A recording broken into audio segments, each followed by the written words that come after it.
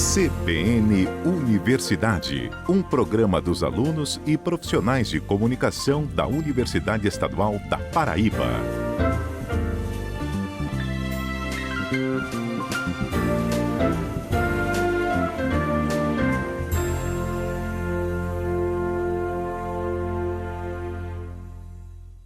Olá, bom dia, eu sou Erivaldo Laurindo e estamos chegando com a edição deste sábado do programa CBN Universidade. Bom dia, eu sou Edson Tavares. O CBN Universidade é uma parceria da Rádio CBN Campina Grande com a Universidade Estadual da Paraíba, através da Coordenadoria de Comunicação Institucional. É um programa feito por servidores e estagiários da UEPB, servindo também de prática e aperfeiçoamento para os alunos do curso de jornalismo. Vamos aos destaques desta semana. Vamos lá, no CBN Universidade de hoje a gente traz informações sobre a administração da Universidade Estadual da Paraíba. É uma entrevista com o professor Luciano Albino. Ele faz parte da reitoria da UEPB. A gente traz detalhes sobre novas tecnologias desenvolvidas pela UEPB.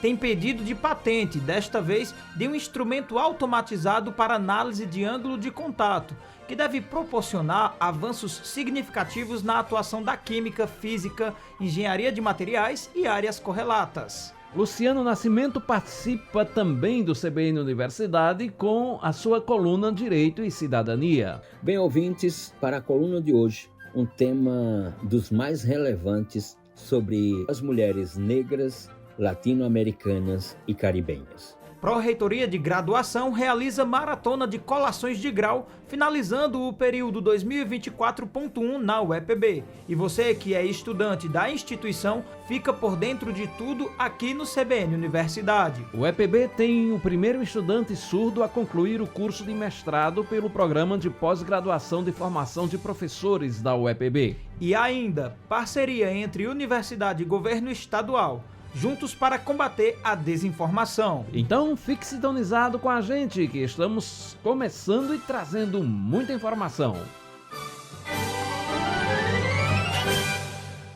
Apresentação: Edson Tavares e Erivaldo Laurindo.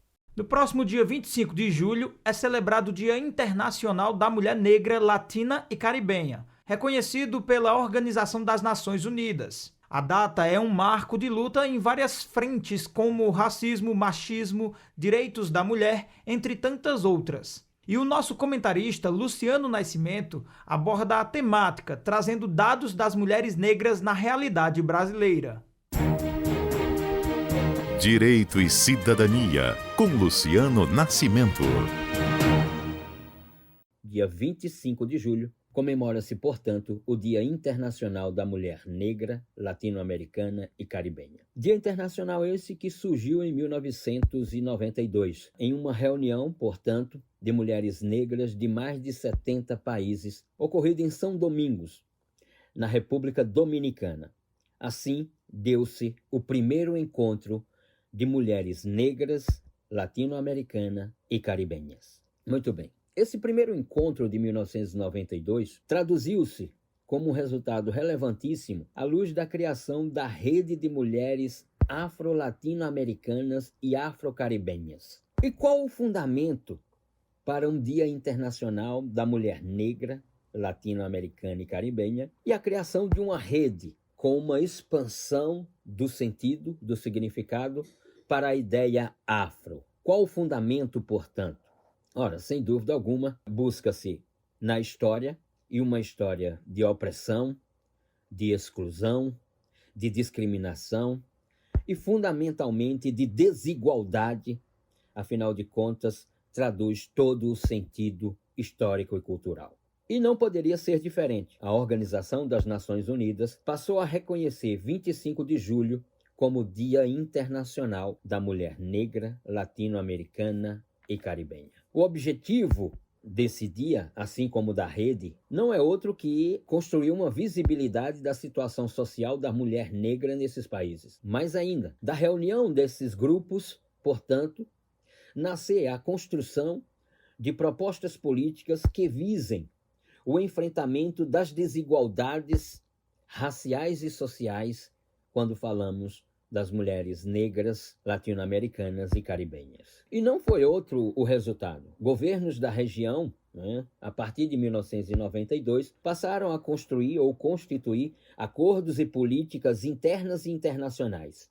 Afinal de contas, essa desigualdade ela era simplesmente taxativa, ela era marcante, digamos assim, ela era visível, como ainda o é, em menor proporcionalidade, é verdade, em determinados países, mas essa visibilidade de desigualdade, de exclusão, ela se dava no âmbito da universidade pública, do mercado de trabalho, dos meios de comunicação social e da representação política. E por isso, exatamente, nesses campos, a luta se deu para que pudesse ocorrer essa visibilidade de uma ausência, por exemplo, de apresentadoras de mulheres negras nos programas de comunicação social, da representação política nos partidos, e nos parlamentos. Ora, nos corpos docentes e técnicos das universidades públicas. Aliás, aqui na Universidade Estadual da Paraíba, você estudante que ouve agora a coluna Direito e Cidadania, quantos professores ou quantas professoras, especificamente professoras negras, você já teve no seu curso nas diversas disciplinas cursadas até então? Em 2014, nasce a Lei 12.987, sancionada pela então Presidente da República, Dilma Rousseff. E o Brasil constrói, portanto, uma lei que cria internamente o Dia de Teresa de Bengala, ou da Rainha Teresa de Bengala. E quem foi esta mulher negra? Simplesmente uma líder quilombola, que assume a posição de líder quilombola assume definitivamente, com o assassinato do seu companheiro pelo exército, isso no século XVIII, em Guariteré, Vale do Guaiaporé, Mato Grosso, e, portanto, Teresa de Bengala assume a liderança do quilombo, que, segundo os estudos antropológicos e históricos, mostram que havia mais de 100 pessoas, e implementa uma série de iniciativas. Cria um conselho parlamentar para, portanto, sugerir a formulação de políticas no quilombo, constrói um sistema de defesa para o quilombo, organiza um sistema econômico agrícola com a produção de milho, feijão, algodão, ou seja, com a produção de diversos cereais, mas que em 1770 é capturada pelo exército, assassinada, degolada e exposto o seu crânio no centro do quilombo. Mas diversos quilombolas fugiram e reconstruíram o quilombo em uma outra parte e que sobreviveu até 1795. Aqui uma história de opressão, uma história de exclusão, uma história de desigualdade, que fundamenta, portanto, o Dia Internacional da Mulher Negra, Latino-Americana e Caribenha, e especificamente na realidade brasileira, uma homenagem a essa grande mulher que foi Teresa de Bengala. Muito bem. Em 2021 é publicado o relatório sobre intolerância religiosa no Brasil, na América Latina e no Caribe. E esse relatório de 2021 mostra que ocorrera um aumento de 270% das perseguições às pessoas de religião afro, iniciativas de apagamento da cultura africana na realidade brasileira. O Ministério da Igualdade Racial, assim como a Fundação Perseu Abramo, através da Pesquisa Nacional por Amostra de Domicílio, publica um relatório que ele traduz a realidade das mulheres negras no Brasil. Segundo esse relatório, a população negra no Brasil é de 119,5 milhões de pessoas, entre pretos e pardos, que significa dizer 56% da população brasileira. 60,6 milhões de mulheres. Desses 60,6 milhões de mulheres que são negras e pardas, 11,3 milhões são pretas, 49,3 milhões são pardas, o que significa dizer que a população feminina negra no Brasil corresponde a 28% da população brasileira. E como anda a situação dessas mulheres negras no campo do trabalho, da renda, enfim?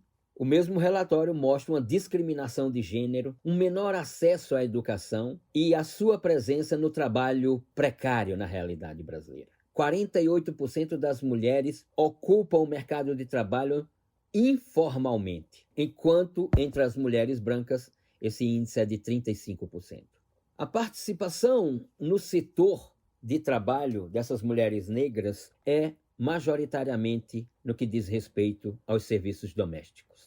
6 milhões de trabalhadoras domésticas no Brasil e 67% são negras e sem carteira assinada. 26,2% dessas mulheres vivem em situação de pobreza. 13,4% dessas mulheres em situação de extrema pobreza. Essas mulheres negras, 60% têm um rendimento menor do que as mulheres brancas. Em comparação aos homens brancos, essas mulheres têm um rendimento 55% menor do que esses homens brancos. E para concluirmos, ouvintes do CBN Universidade, no campo da violência, o relatório do Fórum Brasileiro de Segurança Pública mostra que 18 milhões de mulheres negras nesse país, dentre 18 milhões de mulheres negras nesse país, 12 milhões já foram vítimas de alguma categoria de violência. Significa dizer que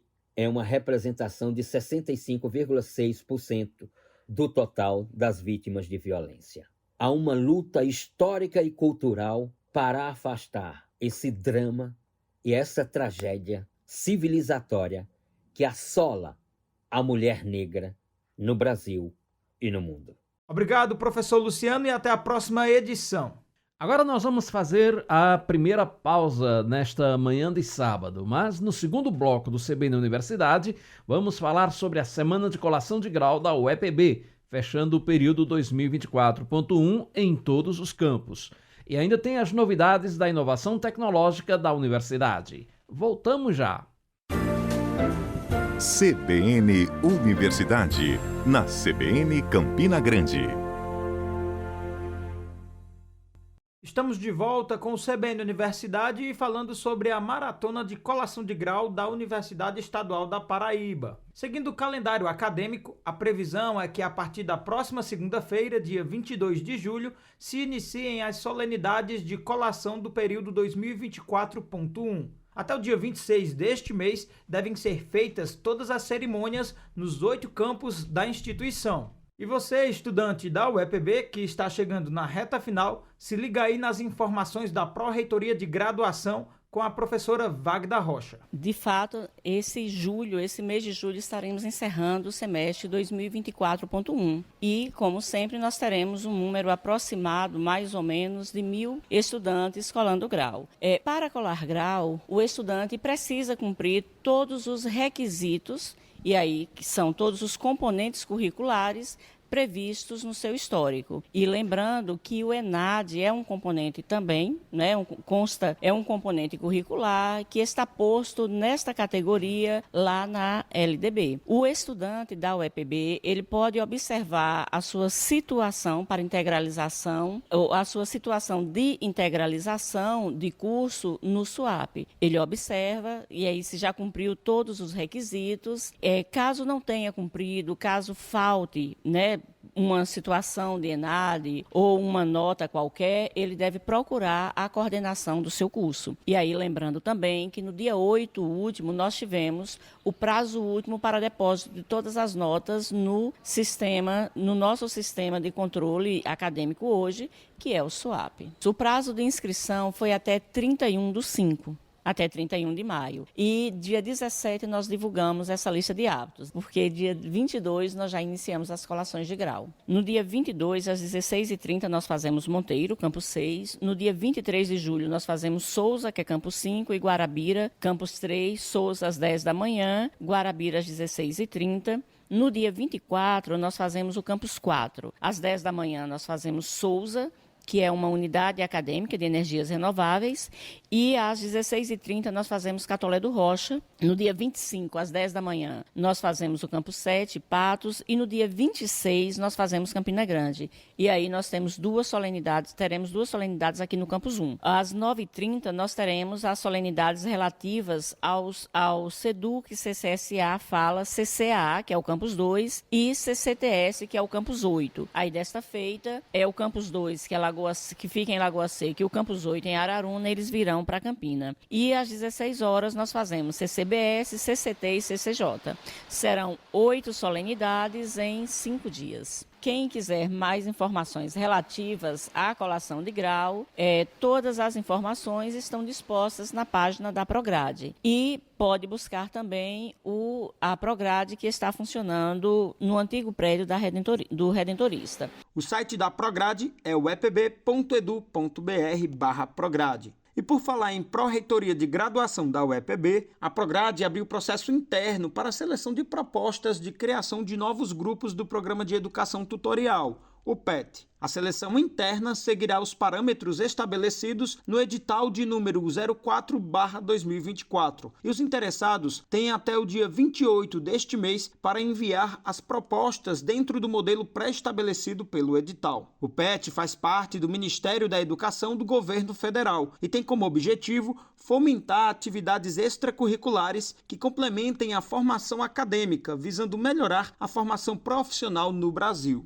Nesta sexta-feira, foi realizada uma reunião online com a comunidade acadêmica interessada no PET para tirar dúvidas sobre o programa. Na instituição, as propostas serão acompanhadas e encaminhadas pelo Comitê Local de Acompanhamento e Avaliação da UEPB, que fica responsável por fazer o envio dos projetos aprovados internamente para a seleção nacional. E segundo o edital, a previsão é que o resultado final do processo seletivo para a criação de novos grupos do Programa de Educação Tutorial na UEPB seja publicado no dia 31 deste mês, no site da instituição, uepb.edu.br. Mudamos de assunto agora para falar sobre a Inovatec, que realizou o depósito de mais um pedido de patente junto ao Instituto Nacional da Propriedade Industrial, o INPI. A tecnologia da vez é um instrumento automatizado para análise de ângulo de contato, que deve proporcionar avanços significativos na atuação da química, física, engenharia de materiais e áreas correlatas. Essa é uma pesquisa em parceria com outras instituições.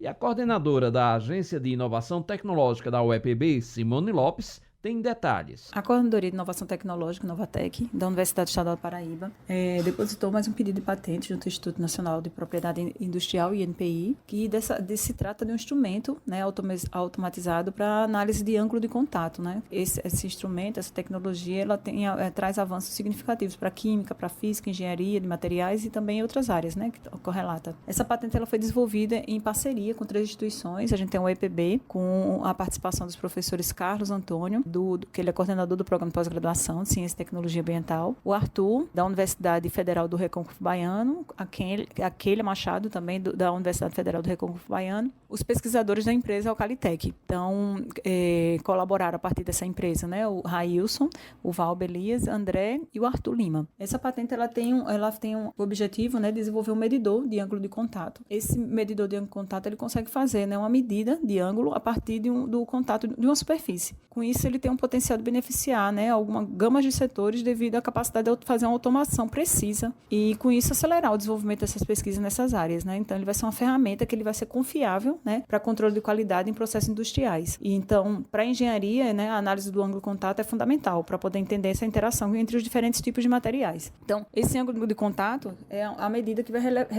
revela, né, sobre essa interação entre um líquido, por exemplo, e uma superfície sólida. É a manifestação, na verdade, que é observada, né, que é macroscópica, vai fornecer informações valiosas, né, sobre a química dessa superfície, a topografia, as forças capilares que podem atuar, né, sendo elas micro, nanométricas. Então, é uma medida crucial. Né? Então, a aplicação faz desde a criação de materiais hidrofóbicos até o desenvolvimento de novos medicamentos. Então, ela é muito ampla, né, ao desenvolvimento dessa tecnologia. A gente já tem outras patentes em parcerias, né, com essa empresa que é uma startup, que ela está localizada na incubadora, na ITCG, na incubadora de empresas da de Campina Grande, que fica no Parque Tecnológico, e a gente tem essa colaboração desses pesquisadores da empresa junto com a universidade, e mais a Universidade do Recôncavo Baiano. Então, essa patente foi depositada, essa tecnologia, e a partir de agora o nosso propósito, né, é fazer essa transferência dessa tecnologia para que ela seja desenvolvida, provavelmente com a participação, né, a co-titularidade dessa tecnologia da empresa Ocalitec, provavelmente ela vai ter o interesse de desenvolver esse equipamento, e em breve a gente vai ter um equipamento, né, um instrumento com essa capacidade de ampliar, né, desenvolver o potencial tecnológico para a pesquisa na área de engenharia de materiais. E antes de chamar o intervalo, reforçamos a informação sobre a oportunidade de cursos técnicos para o segundo semestre deste ano. É que as inscrições para a Escola Agrícola Assis Chateaubriand, no Campus 2, em Lagoa Seca, permanecem abertas. Está sendo oferecido um total de 80 vagas, sendo 40 para curso técnico em agropecuária e outras 40 vagas para o técnico agroindústria. O curso técnico em agropecuária forma profissionais para atuar na operação e gestão de atividades em fazendas agropecuárias, além de na assessoria ou consultoria técnica a produtores rurais, ou mesmo empreendendo seu próprio negócio, que pode ser produção ou serviços. Já o técnico em agroindústria possibilita a atuação na administração de empresas rurais, na comercialização e processamento de alimentos de origem vegetal e animal, na sanitização da produção industrial, entre outras atividades. Essa é uma excelente oportunidade para estudantes que estejam cursando ou já cursaram o ensino médio. Os dois cursos são ofertados nos turnos manhã e tarde.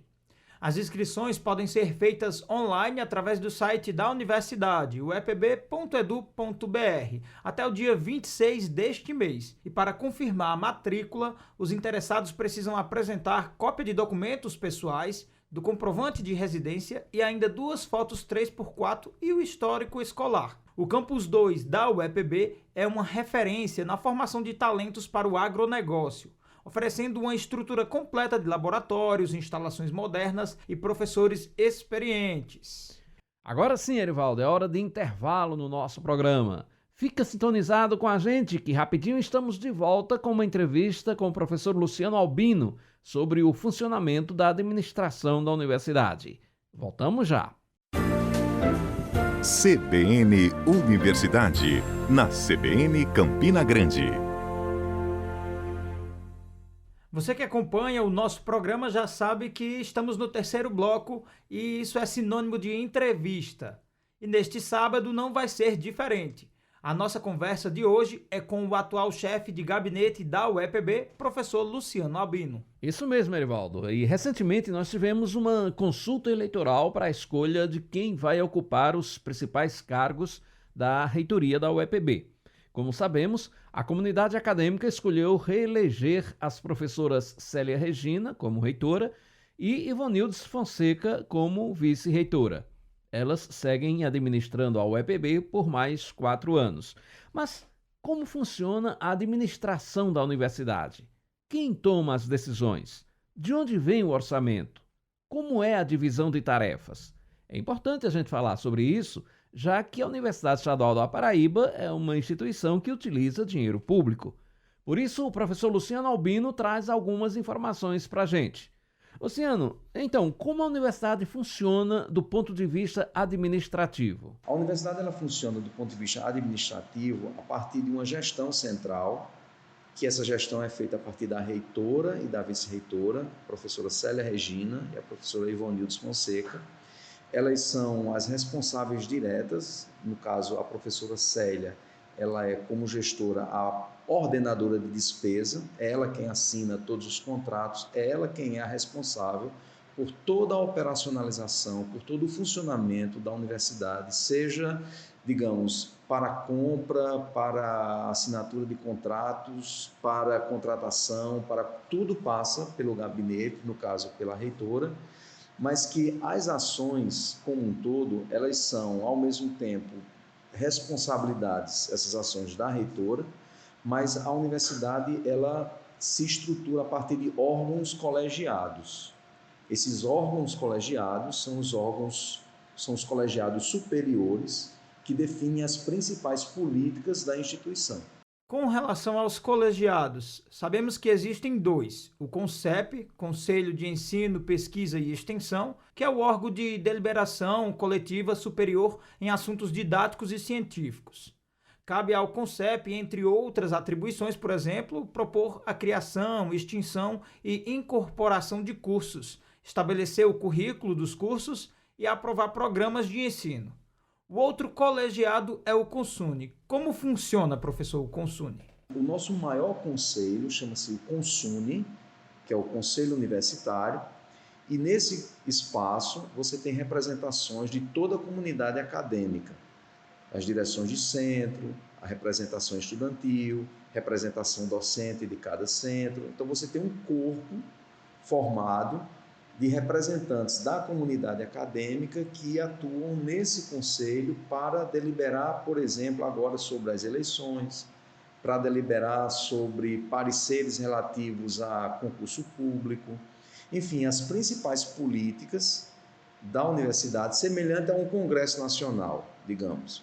Então, você tem a presidência da República, o governador e o prefeito, mas esses executivos, eles precisam de autorizações de órgãos colegiados superiores, no caso, o Congresso Nacional, a Assembleia Legislativa Estadual e a Câmara de Vereadores. Na universidade é a mesma coisa, você tem a reitoria, mas a deliberação sobre, por exemplo, o encaminhamento de orçamento, de proposta orçamentária, a definição sobre realização de concurso público, contratação de servidores, qualquer tipo de recurso em última instância, se a instância, por exemplo, no departamento ou no centro não resolveu, a instância superior é o CONSUNE que vai, como, digamos, o STF, por exemplo, fazer essa consideração, esse julgamento maior. Então você tem a reitoria, mas esses órgãos de deliberação, que são órgãos colegiados, que dão, não é um suporte, eles são, de certa maneira, a principal forma de gestão da universidade. A reitora, ela não tem total autonomia, ou eu diria total liberdade, ela não tem para decidir por conta própria, não, ela decide a partir dessas autorizações que vêm desses órgãos colegiados. Além da reitoria e dos órgãos colegiados, temos também as pró-reitorias. O que são e como funcionam? De maneira comparativa, como eu vinha fazendo em relação ao governo federal, estadual e municipal, as pró-reitorias funcionam como as secretarias de Estado, como os ministérios. Então, por exemplo, nós temos uma pró-reitoria de ensino, pesquisa e extensão, nós temos uma pró-reitoria de graduação, nós temos uma pró-reitoria de extensão, nós temos uma pró-reitoria administrativa. Então, as pró-reitorias, elas têm a função ou a finalidade de atenderem a pastas, a áreas específicas de ações que a universidade se dedica. No caso da UEPB, nós temos uma estrutura que eu considero uma estrutura horizontalizada. Para quem olha de fora, vê até um número grande de pró-reitorias. Mas, no entanto, a nossa característica burocrática é que essas pró-reitorias, elas têm uma ação muito próxima, ações próximas da comunidade. Vou dar um exemplo. Pró-reitoria estudantil. Então, você tem uma pró-reitoria que trata direto dos assuntos estudantis. Em outros lugares, não é uma pró-reitoria, mas é uma secretaria ligada à pró-reitoria de graduação. Nós aqui, com uma pró-reitoria, a gente tem uma política de assistência estudantil que o aluno vai direto a essa pró-reitoria e, portanto, ele tem um acesso mais rápido, ele tem uma política mais dedicada à questão da assistência estudantil. A mesma coisa em relação à cultura. A mesma coisa em relação à infraestrutura. Então, às vezes, quando se olha e diz assim, tem muitas pró-reitorias, mas essa estrutura, ela é, digamos, em sintonia com aquilo que a UEPB faz enquanto política, que são pró-reitorias muito próximas da comunidade que carece daquelas ações. Então, em uma estrutura de universidade federal, por exemplo, você tem um número de pró-reitorias menor, mas são pró-reitorias que em si acumulam muitas ações. Então você tem uma estrutura, e aqui não é uma crítica, só estou dizendo que são situações burocráticas diferentes. No caso de uma federal, você tem uma estrutura mais verticalizada. Então, até chegar na pró-reitoria, você tem várias instâncias até chegar à pró-reitoria. No nosso caso, não. A gente consegue, pela nossa característica, ter um atendimento de uma pró-reitoria mais próximo dessas ações que para nós são muito caras, como por exemplo eu citei a cultura, como por exemplo eu citei a infraestrutura, a assistência estudantil e assim por diante. Temos também as coordenadorias, não é isso mesmo, professor Luciano? Então eu gostaria que o senhor pudesse falar um pouquinho sobre elas. Aí nós temos coordenadorias que estão ligadas, na sua grande maioria, ao gabinete. Quais são essas coordenadorias? Por exemplo, nós temos uma coordenadoria de TI, Tecnologia da Informação, que é o CETIC. Nós temos uma coordenadoria de comunicação. Nós temos uma coordenadoria ou uma coordenação que trata da editora. Nós temos uma coordenadoria das bibliotecas. Então, não são pró-reitorias, mas são instâncias também administrativas, digamos aí, num terceiro escalão, que atendem a essas outras ações importantes, né? Publicação de livros, a questão da tecnologia, a comunicação, o jardim botânico. E dessa maneira você tem uma estrutura burocrática numa escala hierárquica que vai de uma pró-reitoria, que tem uma função, digamos, político-administrativa mais importante, que nessa escala a gente considera mais importante, como a política estudantil, por exemplo, como a graduação, como a extensão, e você tem coordenadorias que dão suporte a essas ações atreladas a pró-reitorias e ao próprio gabinete. Luciano Albino, como o orçamento da UEPB é definido? De onde vêm os recursos? Bem, antes de mais nada, é importante dizer que a UEPB ela é uma autarquia estadual. Isso significa que ela faz parte da burocracia, do quadro mais amplo do governo do estado da Paraíba. Portanto, a universidade funciona, primeiramente, a partir de um financiamento público do governo do estado. Nós temos um orçamento aprovado anualmente pela Lei de Diretrizes Orçamentárias, que essa lei é aprovada pela Assembleia Legislativa, e essa lei ela define quais são os investimentos que são destinados para a universidade a partir dos recursos do Estado, investimentos para o pessoal, para pagamento de salário principalmente, também os investimentos para, digamos, a parte de infraestrutura e de despesas correntes. Então, salários, pagamento de manutenção, pagamento de obras e de manutenção predial. São essas três principais rubricas. Portanto, o principal volume de recursos que vem para a universidade é do governo do estado. Para além desses recursos, a partir de projetos que são apresentados por professores, por grupos de pesquisa, é possível que a universidade também receba investimentos para o financiamento de projetos, principalmente projeto de pesquisa ou algum outro tipo de projeto que formas de captação de recursos são possíveis. Por exemplo, a partir de emendas parlamentares, quando os nossos senadores, deputados federais e estaduais destinam uma parte das suas emendas de bancada para a universidade. Essa é uma rotina que, por exemplo, nesta gestão, a reitora intensificou os contatos, tanto em nível estadual quanto federal, para que a gente pudesse, por exemplo, financiar obras, financiar equipamentos para as escolas técnicas, para, enfim, manutenção predial, construção de salas de aula, e na área, por exemplo, lá em educação física, construção e recuperação, tanto de vestuário quanto de quadra. Então, a entrada de recursos, o maior volume é pelo governo do estado, e na sequência, pela captação de recursos a partir dessas outras possibilidades de investimento também público, né? Investimentos públicos. Obrigado, professor Luciano Albino. Uma conversa bem esclarecedora sobre a Universidade Estadual da Paraíba. Agora vamos fazer mais uma pausa e voltamos rapidinho com informações para você. CBN Universidade, na CBN Campina Grande. Trazemos agora uma informação sobre a recente parceria entre a UEPB e o governo do estado em prol do combate à desinformação. A jornalista da Codecom e colunista do CBN Universidade, Juliana Marques, tem os detalhes dessa parceria e sobre o evento que vem por aí. A Universidade Estadual da Paraíba ela tem desenvolvido um trabalho de destaque nacional no âmbito do combate à desinformação. Essa é uma preocupação nossa porque mina a confiança nas instituições, distorce o debate público, prejudica a tomada de decisões. Então, é uma ameaça à nossa democracia e à cidadania e, a partir dessa conjuntura, a gente idealizou o Encontro Paraibano de Combate à Desinformação, que vai ocorrer nos dias 28 e 29 de outubro em João Pessoa.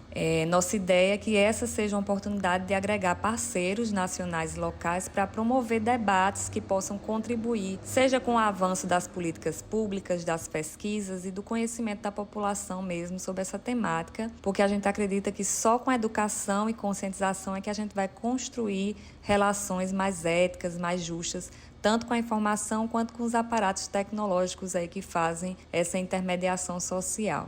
No Brasil, a gente está discutindo sobre a PL 2630, que trata, da transparência das plataformas sociodigitais. A gente tem várias iniciativas, a exemplo do Programa de Combate à Desinformação do STF, do qual a EPB faz parte. Tem várias pesquisas, vários projetos. Então, esse evento, ele tenta congregar esses diálogos e a gente promove esse evento em parceria com a Universidade Federal da Paraíba, com o governo do estado. Demais instituições públicas de ensino superior irão participar, Ministério Público, representantes de todas as esferas governamentais do estado, e a gente pretende constituir uma rede paraibana de combate à desinformação. A gente já tem a confirmação da participação do jornalista e especialista em deepfake Bruno Sartori, da coordenadora de imprensa do STF, docente da UNB, professora Gabriela Guerreiro, de diversos pesquisadores, representantes da Rede Nacional de Combate à Desinformação, do governo federal. Então, esse evento, ele pretende dialogar com a sociedade e a gente espera que quem tem interesse participe e venha colaborar com essa frente aí que nós estamos desenvolvendo. A proposta do Encontro Paraibano de Combate à Desinformação foi contemplada recentemente no edital de número 29/2023, voltado ao apoio à organização e realização de eventos científicos, tecnológicos e de inovação da Fundação de Apoio à Pesquisa do Estado da Paraíba. A iniciativa deve receber um investimento de até R$10 mil para a realização do evento. O título escolhido para essa primeira edição é Tecnologias Emergentes e Desafios da Desinformação, Diálogos para a Concepção de Políticas e Ações. E a Universidade Estadual da Paraíba sediou um momento marcante agora no mês de julho. É que foi defendida a dissertação de mestrado do primeiro estudante surdo no programa de pós-graduação em formação de professores da instituição. A pesquisa foi aprovada pela banca e o novo mestre pesquisou sobre o ensino da língua portuguesa para pessoas surdas. Confira aí os detalhes na reportagem de Hernande Silva. O primeiro estudante surdo a concluir um mestrado pela Universidade Estadual da Paraíba é Cledson de Albuquerque Alves. Ele é graduado em Letras de Libras pela Universidade Federal de Campina Grande e conquistou o título de mestre no programa de pós-graduação em formação de professores da UEPB. A pesquisa dele abordou o ensino da língua portuguesa para estudantes surdos. Conversamos com o pesquisador com a ajuda de um intérprete. A minha pesquisa ela foi realizada com alunos surdos na adequação do SingerWrite para o ensino de português. Encontrei também alguns desafios nessa área porque o português é uma segunda língua para o surdo. Então, eu tive que trazer essa adaptação didática do SingerWrite, que é a escrita de sinais, para atender à necessidade educacional do surdo. O trabalho foi orientado pelo professor Juscelino Nascimento, que explica mais sobre as pesquisas desenvolvidas ao longo do mestrado junto ao orientando. A pesquisa que hoje o Cledson apresenta, ele trata a respeito do sistema de escrita de sinais. E a proposta dele é ensinar a língua portuguesa para estudantes surdos por meio desse sistema de escrita em língua de sinais. A proposta dele nasceu a partir da própria experiência dele, das próprias vivências que ele teve enquanto surdo, que não teve acesso a uma alfabetização na língua materna dele, que é a língua de sinais. Ele foi alfabetizado em língua portuguesa e teve várias dificuldades porque são línguas distintas. A língua de sinais é uma língua que tem modalidade visual, espacial, e o português tem a modalidade oral. Então, houve essas dificuldades ao longo da vida dele e ele propõe essa experiência para os estudantes surdos aprenderem com esse sistema de escrita. Foram vários anos de troca de experiências e partilha de conhecimento, como afirma o professor orientador. A experiência para mim ela foi muito positiva. Eu já orientei outros alunos, mas surdo ele é o primeiro. Então foi uma dificuldade, houve algumas preocupações de minha parte no início, pensando de não dar conta de fazer com que ele chegasse até o final desse processo, ao longo de 2 anos e meio. Não é fácil fazer um mestrado, sobretudo nas condições em que nós estávamos situados em pandemia, em orientações que foram apenas online. Então houve dificuldades, mas ao mesmo tempo em que havia dificuldades, também havia a nossa própria força de seguir em frente para que ele chegasse até aqui, fizesse disciplinas, fizesse trabalhos, fizesse artigos, qualificasse o trabalho no começo do ano e hoje chegasse à etapa final de defesa da dissertação de mestrado. A defesa da dissertação foi feita agora em julho, no auditório 2 da Central de Aulas Paulo Freire. O momento foi híbrido. Contou com a avaliação de professores presencialmente e online. Na banca, além do orientador, estava o professor da Universidade Federal do Tocantins, Dr. Carlos Roberto, e a professora da UEPB, doutora Juliana Nóbrega de Almeida. O mestrado profissional do Programa de Formação de Professores da UEPB tem 12 anos de atuação, e Cledson é o primeiro surdo que concluiu o mestrado na UEPB. Além de estudante, ele também é docente no campus de Guarabira. E, novamente, com a ajuda do intérprete, perguntamos para ele como a pesquisa desenvolvida no mestrado vai ajudar na atuação prática. Isso me ajuda aqui no trabalho, né? Eu trabalho no campus de Guarabira, aqui na UEPB. Isso vai me possibilitar a mostrar para meus alunos como fazer essa adequação para crianças surdas e estimular o surdo a aprender essa modalidade da escrita de sinais para o português. Amigos, familiares e integrantes do Núcleo de Inclusão da UEPB prestigiaram a apresentação do trabalho. Para o coordenador do NAI, Lindenberg de Araújo, um momento marcante para os estudantes com deficiência na instituição. É um momento muito importante e representativo, né? Isso tem um significativo muito grande para a universidade e para fora da universidade, né? Porque é o primeiro surdo terminando o mestrado, defendendo uma dissertação no mestrado em formação de professores, aqui na UEPB. Então isso é motivo de muita alegria, né? Serve de motivação para que outros surdos e pessoas com deficiência se motivem para virem cursar graduação e pós-graduação na UEPB. Quando foi selecionado para o mestrado, Cledson Alves ficou nas primeiras classificações em um processo seletivo com mais de 300 inscritos. O estudante surdo foi aprovado pela banca e é um exemplo de superação, perseverança e que não tem deficiência para quem quer realizar sonhos e alcançar novos objetivos. Com produção da Codecom UEPB, Hernandes Silva para o CBN Universidade. Obrigado, Hernandes. E agora a gente se liga no Minuto Ambiental aqui no CBN Universidade. Minuto Ambiental. Olá, meu nome é Tiago Nóbrega e estamos começando mais um Minuto Ambiental. Hoje, o tema da nossa conversa é sobre a vida útil de aterros sanitários.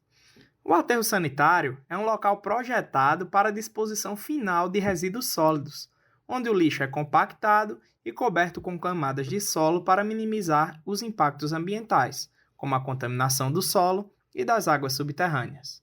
Este ambiente é projetado para um determinado tempo de uso, denominado de vida útil do aterro.